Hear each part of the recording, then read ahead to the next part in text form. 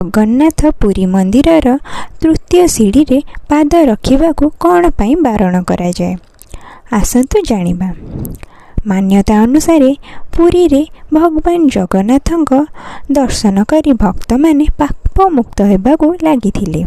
एहा देखि यमराज प्रभु जगन्नाथ को कहिले, हे प्राणनाथ, आपण लोकमानंकु पाप नाशर खूब सरल उपाय दे देइछन्ति। आपणक दर्शन करी बहुत सहजरे समस्ते पाप मुक्त होई जाउछन्ति। एही कारणरू आउ केही भी जमलोक आसी पारु नाहांती।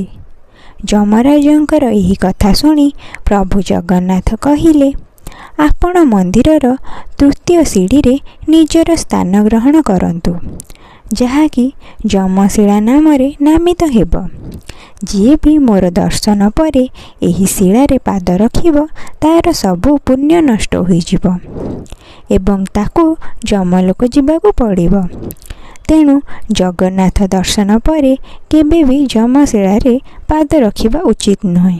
जदि आमे एही शिलार कथा कहिबा ताहाले एहा अन्य सीढ़ी तुलनारे रंगरे कला होइथाए। तेबे आपणकु जदि वीडियोटी भल लगी थाए तेबे आम चैनल टी को सब्सक्राइब निश्चय करिवे।